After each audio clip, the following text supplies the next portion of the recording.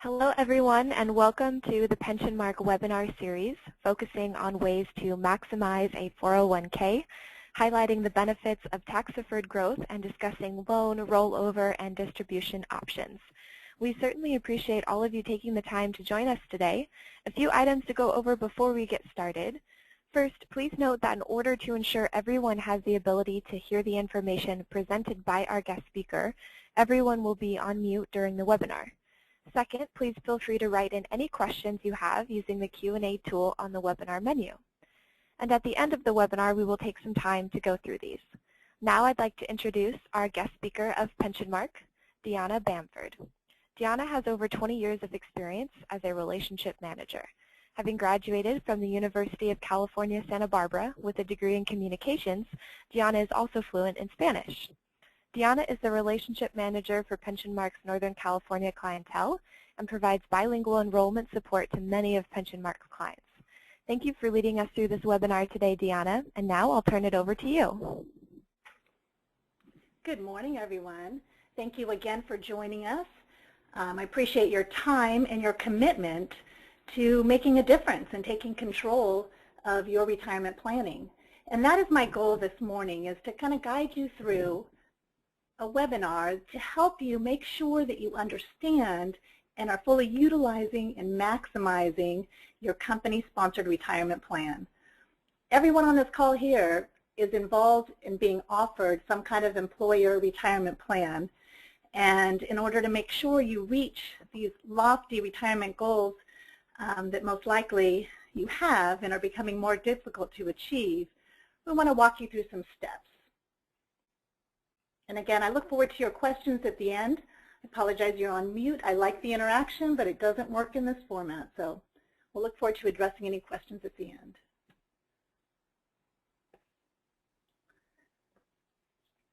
So again, the main purpose of our meeting this morning is to take a look at retirement and what it's going to take for you to retire comfortably in the future. And unfortunately, retirement doesn't look like it did for our parents and our grandparents. Our needs have changed, the environment has changed, so we're going to take a look at what it takes to get there. Today we're going to discuss why this retirement savings plan is necessary, and hopefully just the fact that you've made the commitment, you're on the call, you're on board and understand why we need to be talking about this subject. Then we're going to take a look at what's it going to take, how much do you need for that comfortable retirement.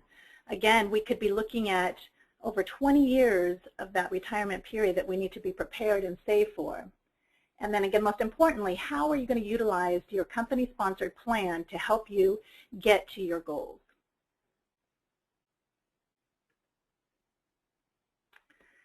So to review why a retirement plan is necessary, bottom line is Americans are not saving enough. When surveyed, we found that only about 58% of today's workers are even saving or preparing for retirement. And then again, when asked how many of those 58% that are saving have even tried to calculate or figure out what it's going to take to get them through those retirement years, less than 42% or less than half have tried to figure out that number. And I'm hoping every one of you on this call this morning after this webinar feel equipped and have the tools to make that calculation so we can bump up that number. And then also, experts have said, and I've been saying for many years, that or recommend that you're going to need at least 10% savings, today's dollars, to be prepared in retirement. And again, we're going to take a look at your time horizon and your goals, your lifestyles, and your risk tolerance. That's all going to help determine how much you need to be saving today to achieve those goals. So looking back, what retirement used to look like, life expectancy back in the day was lower, which made it a little easier to prepare for retirement, quite honestly. People also didn't job hop quite as much. So just 40, 30, even 20 years ago, people tend to stay put in their job for a much longer period of time. And also, back then, employers offered some type of pension plan, which between the pension plan and Social Security benefits, which were a little bit more secure, again, just 20, 30 years ago, you could expect a decent retirement. And also health care costs were not what they are today. So these are some of the factors that have changed what retirement looks like and made it more important than ever that we take advantage of our company-sponsored plans. But the good news is retirement now, some of these changes obviously we can't control. They're fact. Moving jobs now is much more common. Pension plans are much less common, almost non-existent these days. Social Security for sure and Medicare are very uncertain. Their future, there's some pretty grim predictions that if something isn't dramatically changed here soon, that the Social Security system is basically going to run out of money in the year 2033. So hopefully there's going to be some positive changes, but things to keep in mind. And life expectancy has certainly gone up, which means just more time to plan in retirement. And people living healthy, longer lives means possibly more active retirement. So all these factors you need to take in when you're considering what your retirement is going to look like today compared to what it used to be. So how much are you going to need? This is the big question. And again, bottom line, if you come out with anything out of this webinar today, which I hope you do, you realize how important it is to take the time to plan for this huge part of your life. Experts are saying today that you are going to need between 60 and 80% of your final year's earnings during your retirement years to maintain your standard of living. And honestly, I think it's closer to the 80% rather than the 60%. But of course, that depends on your goals in retirement. Some people hope to travel and have very active retirements. And in some cases, you may want to actually project 100% replacement value if that is the case. And if you plan to kind of scale down and have a quieter retirement, or perhaps you've prepared yourself in other ways, then you can use the lower end, the 60% and such. Another factor you do need to take into account is some Social Security benefits, and we're going to talk about those in a second, but that needs to be a much smaller part of your projections in this. And then also when you're trying to figure this out, there's some excellent tools and online calculators either on your provider website, wherever your current retirement plan is with now, or through Pensionmark. Please know that we have the tools and calculators to help you determine where you fall in that spectrum. And of course, you need to consider your time horizon and how inflation could be eroding your money over time. So again, when you determined whether it's 60 or 80 or 100% that you're going to need in savings, your time horizon is very important, and the impact of inflation plays a huge role. So even though today inflation rates are modest, 2 to 3%, historically, they tend to spike and dip. And in this example here, this chart you should see on your screen, we're taking a look at a 4% inflation rate, which over the long term is average. So here's an example how inflation can erode the purchasing power of your money over time. So assuming 4% inflation rate, if you had $1,000 today, in just 10 years it would be worth $676, and in 20 years only $456, in 30 years $300, and in 40 years just over $200 in purchasing power. So again, the further away you are from retirement, the more inflation can reduce your purchasing power. And we're going to talk about why this is important when we get into the investment side of it. So again, we need to calculate this goal, and in this format, obviously this is your homework assignment, let's call it that. Please, I would just urge you to visit either the Pensionmark website, call a Pensionmark representative, or go on to your employer-sponsored, your 401k or 403b site, the provider site, and take the time to fill out a simple questionnaire. And in some cases, it should be right on your landing page where you can determine your estimated goal, what you're going to need. And the default for many of these tools is 80%, just to give you that insight. And then the other side of it is a lot of these tools automatically include or exclude your Social Security benefits. So here's just an example of the average, what an average worker receives from Social Security wages, and it's just over $15,000 per year. Now, of course, you can do, if you want to be more precise and find out what your number is, you can do that through the Social Security website. You might also be getting statements around your birth date at your home to be able to determine what that is. If you are skeptical of the system, you can also say, don't even include Social Security in my projection because I want to be extra safe. So that's up to you. And also, some of you may have been a part of a pension plan previously at another employer, if you're not currently. That's something to take into consideration. If you were, make sure you contact the administrator of that old plan and see what benefits may or may not apply to you. So again, things to take into consideration when you are estimating what you're going to need in retirement. So now let's talk about things you can control, and that's going to be your savings plan today and how that can help you. And today we've got over 60 million active workers participating in the plans with over $7 trillion in these defined contribution plans. So this is a huge area of improvement over the years that your employer and actually the government as well has helped modify these plans to make them a little more user-friendly. Limits have been increased so that you can save more, and they've become more portable so you can take them with you as you leave. So again, I want to cover some of the highlights of the plans and how you can use it best. So here's a little review of how the retirement plan works. And again, this is going to be review for some of you, but to others it's new, and it's good to be reminded how they work and what your options are. So bottom line, with your retirement plan, you have control, which is a good thing. But with that also comes a lot of responsibility. It means you need to understand it and know your options. So you get to determine how much comes out of each paycheck. So that's a big factor we talked about, is how much you're contributing. And then your next big decision is going to be how to invest your money. And each of you has a menu of choices.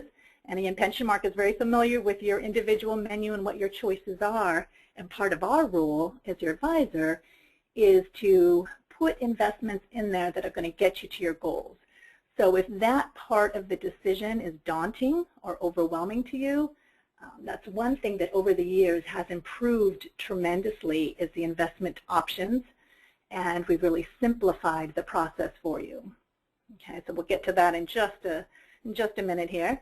But I also want to talk about the two types of plans. And most of you are being offered a traditional type plan. This is where you're deciding how much you contribute, and your contributions are all pre-tax, pre-state and federal income tax. And they also grow tax-deferred, meaning you don't pay taxes on your gains. And we're going to take a look in just a moment here in the next slide how that tax deferral pre-tax helps you in the long term. Okay, so that's a big part of your plan. Some of you are also being offered Roth-style plans, and that's a great thing if you're being offered both. So your traditional is pre-tax. Your Roth is going to be after-tax contributions, meaning whatever amount you contribute to the Roth is going to be deducted from your paycheck after taxes, but it does grow tax-deferred, and when you go to withdraw it at retirement, it's tax-free. So those are two different types of plans. Now let's take a look at it. I just alluded to the power of this tax-deferred compounding. It makes a big difference, and if you see it sometimes here in chart form, it's a little easier to understand. Because when people say, well, these traditional plans, sure, it comes out pre-tax, but at some point you're going to have to pay taxes on it. Yes, this is true, but if you take a look at the difference in growth, and assuming that in your retirement years when you go to withdraw the money, you should be in a lower tax bracket, this could definitely work to your benefit.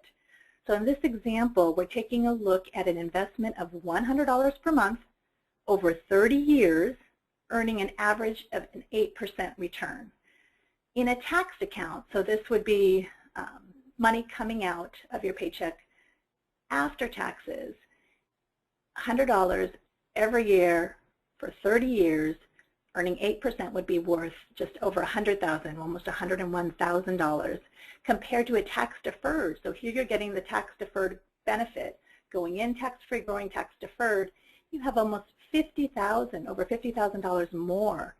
Same time frame, same rate of return. So although you might be paying taxes on the $150,000 coming out, if you stretch it out and take it out over time, and again, assuming you're going to be at a lower tax bracket when you're not during your highest earning years, that can be a huge benefit. You want to take advantage of that tax savings. And then, of course, unlike any other type of savings vehicle, within a company-sponsored retirement plan, you might have the match option, which is a big benefit, and I would consider it a bonus, because I know we've got some people on the call perhaps that your employer is offering a match and some that are not. Make sure you know and understand if your company is offering a match.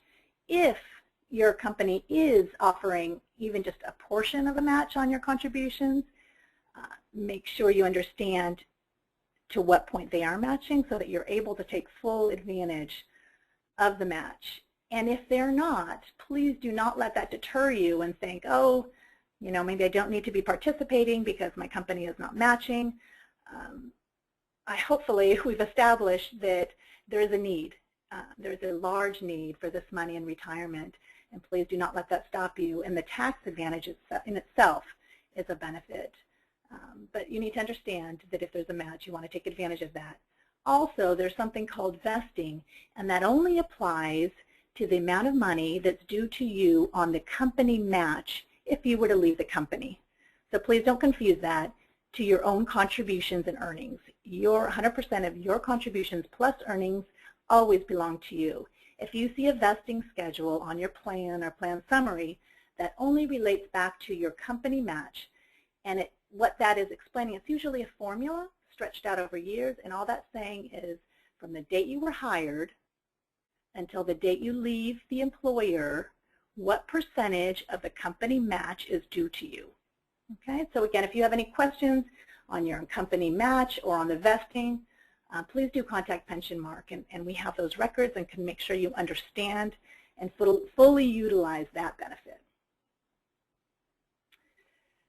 So now that we've covered a bit of why saving for retirement is so important, how you need to really calculate your needs so that you've got a goal to get to and some tools to do that, how the plan works, how you're able to save pre-tax, and what I didn't cover, and I just quickly remind everybody, as I had mentioned, the limits have gone up. So for 2014, $17,500 was the maximum that you can contribute to your plan pre-tax, and that does not include any company contribution, unless your individual company has other limitations. That is the maximum. And of course, if you're over age 50, there's an additional catch-up contribution of $5,500.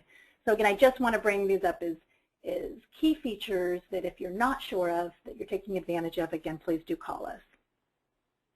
So again, let's switch gears here to the investments. And again, this is often the part of the plan that is most confusing, but I truly believe that we can help simplify it for you. And let me just give you just a general understanding why we need to discuss asset classes and risk tolerance and how this can affect your overall savings. First, we need to consider the three different asset classes because we're going to be talking about asset allocation and the importance of selecting an investment portfolio that helps you meet your goals. And again, you're not alone in this decision-making process. Yes, the responsibility is on you as a participant, but again, we have tools and we have support and we want to help you do it. And we also want to help you understand how these investments work. So although your investment menu currently may have 20 or more investment choices, there are mainly three main asset classes that you're investing in. And in this slide here, we show stocks, bonds, and money market instruments. And we see a little arrow here, and so we're looking at risk return potential. Stocks is going to be at the top because historically they've had the best returns, but as many of us know, short-term, day-to-day, have the most volatility or risk on a daily basis. Bonds are somewhere in the middle, and we're going to take a look at returns over historically on all three of these asset classes in a moment, and then money market instruments at the bottom. So as you're trying to pursue your goals and get the returns you need to reach your goals, what we want to do is help you manage the risk along the way. So let's take a look at historical returns. And again, we cannot predict the future. This is we're not looking at a specific investment, but it's nice to have a little perspective so you understand some of the short-term volatility and maybe can stomach it longer. And again, this is going to depend on your time horizon.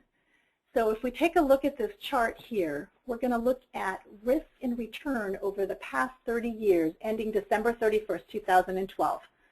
So I apologize, this does not include, the last year and a half, but this is a nice long-term perspective and does include many up and down markets in the, in between years.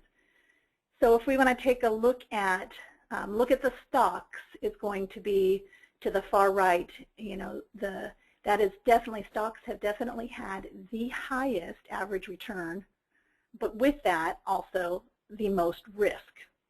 Okay, so this is important to take a look at.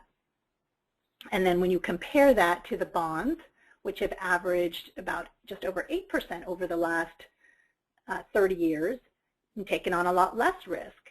And then take a look at cash. Of course, your cash investment, and you probably do have one of those choices in your plan, has the lowest risk. But take a look at that return, and let's remember back to the inflation chart of 4%.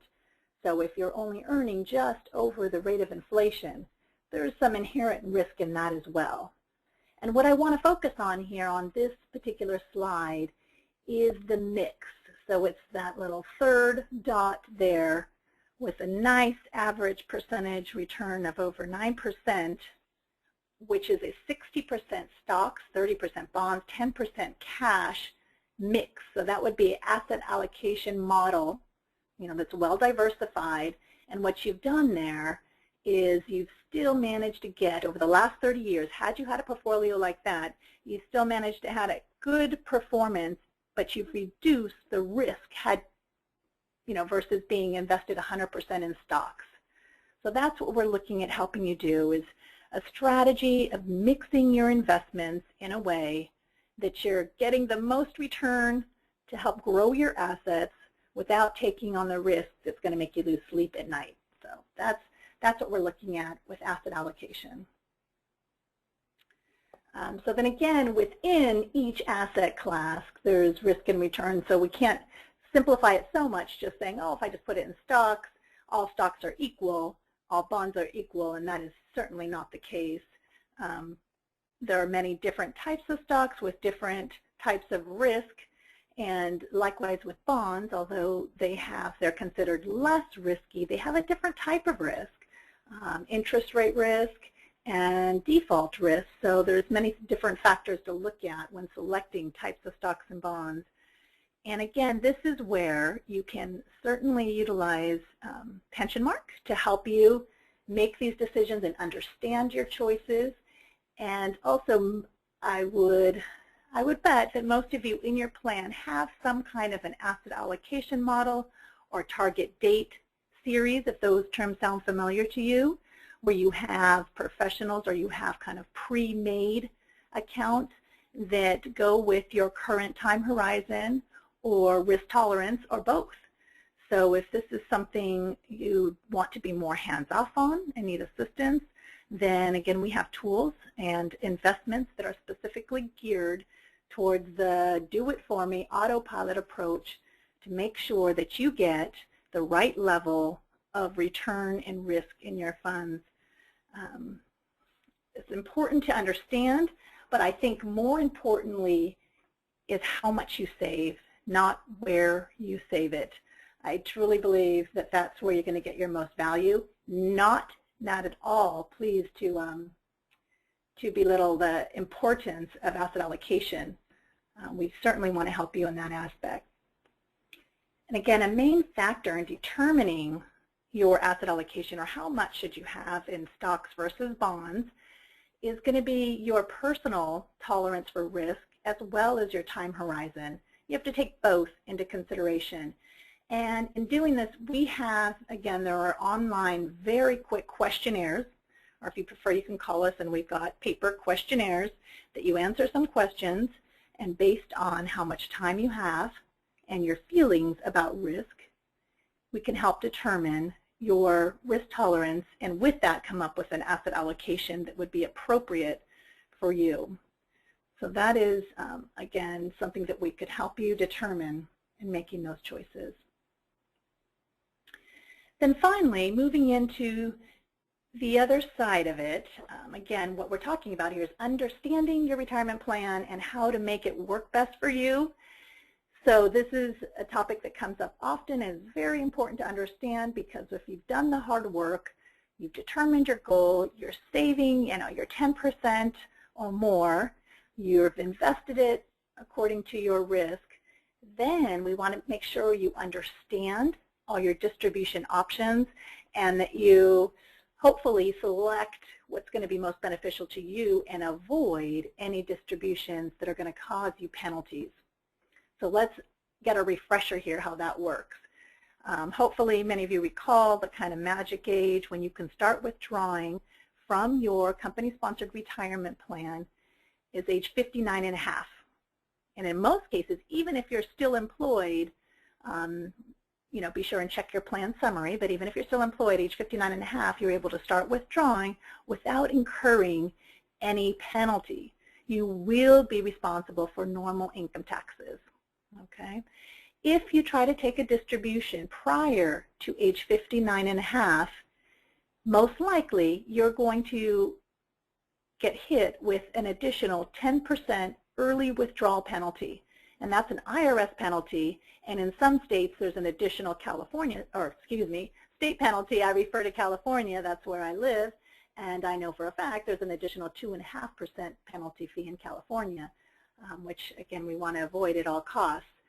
And also, just to remind you, too, so same applies if you were to leave an employer prior to age 59 and a half. You have choices, and we're going to talk about that next, those rollover choices. But in most cases, any distribution other than loans, I'm not referring to loans here, from your plan prior to age 59 and a half is going to be subject to a mandatory tax withholding, and that is 20% will be automatically withheld to prepay your federal income tax obligation. So that's 20%, so you end up with 80% of it, and then at year end, when you go to file your taxes, that's when you're going to contend with the 10% federal penalty tax. So again, we want to avoid that. That's the reason I bring it up, is that you understand that, and understand that that could be completely avoided if you just leave your money in, continue to save, and if you are not able to, let's say you leave your company, you have options, and we're going to talk about that right now, and those are called rollovers. So again, fortunately, some of the positive changes that have been made over the years with these plans, with the realization that us employees need every opportunity we can get to save for our retirement, because it seems like the burden is completely on us, with little coming from Social Security, and with these increased health care costs, which I believe I brushed over a bit, and I should not have underestimated. That is going to be a huge consideration, is the cost of health care for us. So sorry, no, it does not relate to that slide, but again, I need to do that justice. And again, with today's working force moving from job to job, whether it be for better opportunities or for a geographical move, that is so much more common to every few years change jobs. So what the IRS has allowed these rollovers to occur, and they're much easier than they used to be, meaning you're able to do direct rollovers to different types of retirement plans with fewer limitations than there were in the past. And in most cases, you're able to do a direct. So I'll talk about direct versus indirect, but in most cases, you're able to when you leave a company, complete a form or go online or call the 800 number and say, I would like 100% of my account balance to be transferred to my next employer, ABC's 401k, directly. I don't want it made payable to me, so that you can avoid taxes completely. And it's either going to be an electronic wire transfer, or even if they send a check, the check should be made payable to the next organization, whether it be your next corporate sponsored plan or an individual retirement account in your name. You can also roll to an IRA. So again, the key to a direct rollover is that the check or the electronic wire transfer is direct to the next institution and bypasses your name. It's always for your benefit, but not made payable to you. Okay, so that's the easiest way. You don't suffer any taxes or penalties.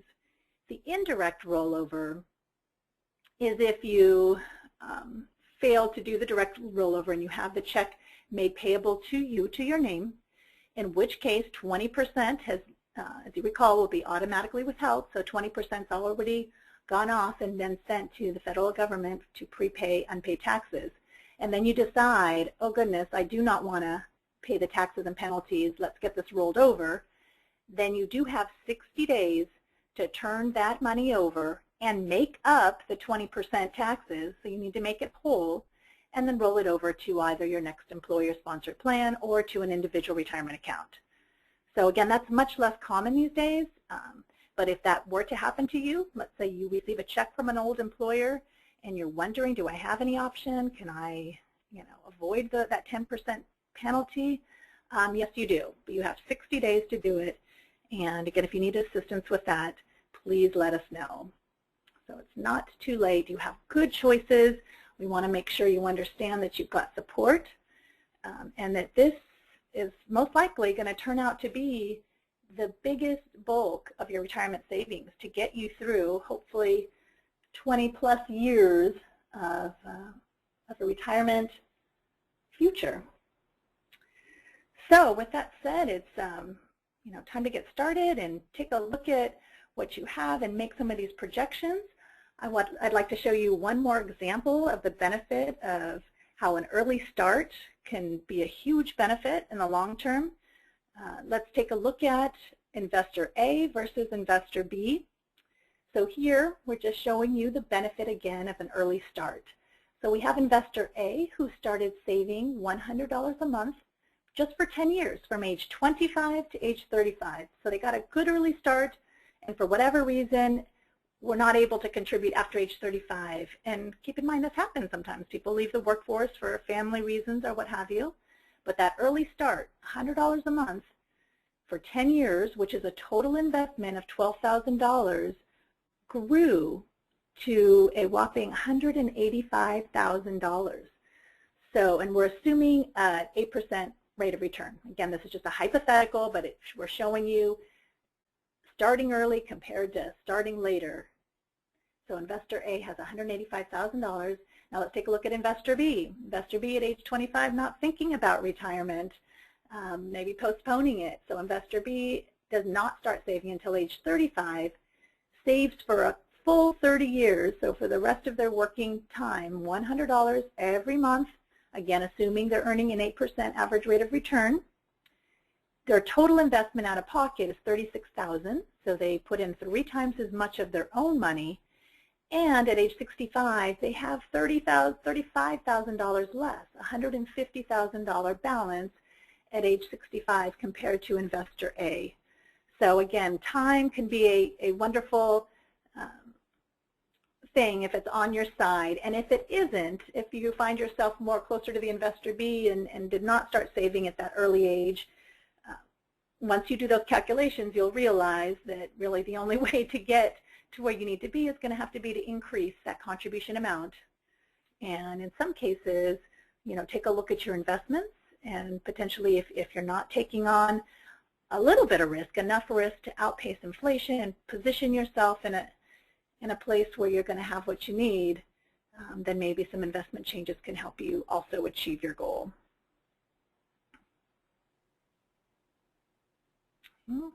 We got your disclosures. We can't do without those.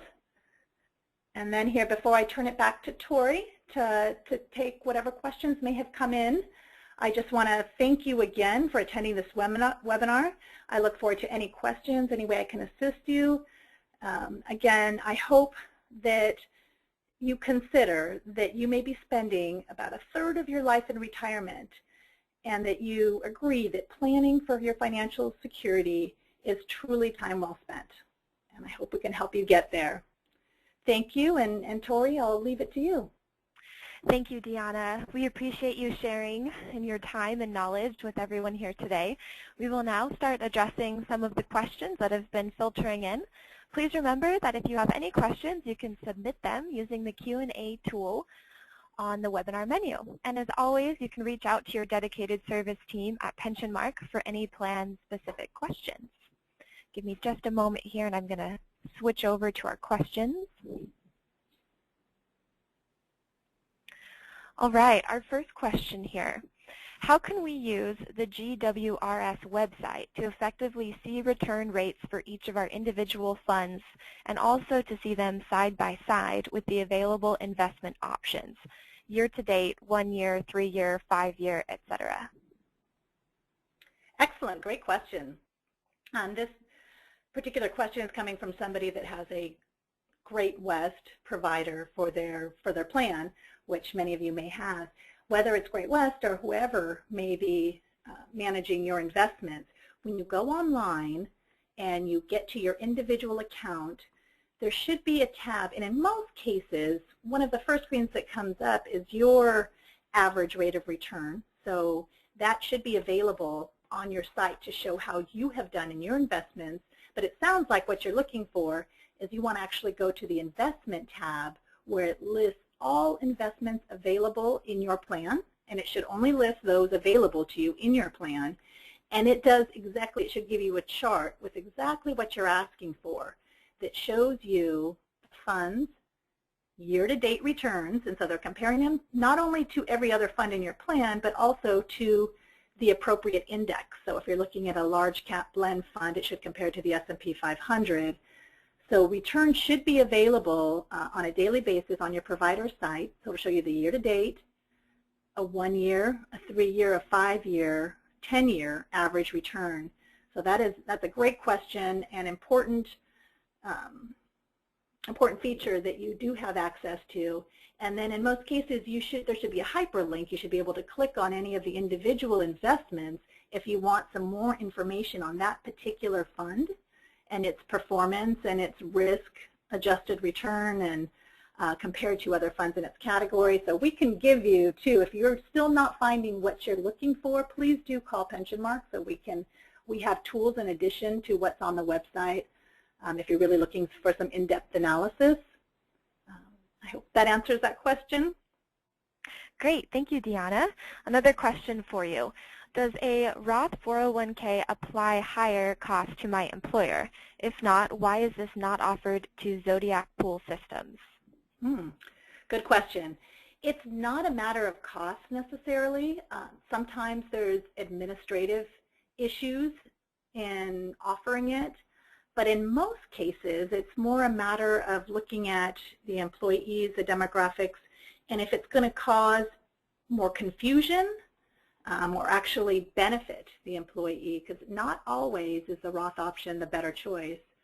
And in most cases, so you know, we talk to whatever company our plan sponsor. They know it's an option, and there might be good reasons why it hasn't been added. And your input is always valued, whether it's directly through your company or to Pensionmark, and it's something that we can discuss and bring up. But that's a good question. It's not necessarily a matter of cost. It could be a matter of administration and payroll and ease. That was my answer. But if you'd like more specifics about why your particular company is or is not, please do call Pensionmark and we can discuss that individually. Great, thank you. We have one more question kind of pertaining to that same topic. If my employer offers both a 401k and Roth, what would be the better option? That's a great question, the million-dollar question. It really, and I hate to say this, but it really depends on the person.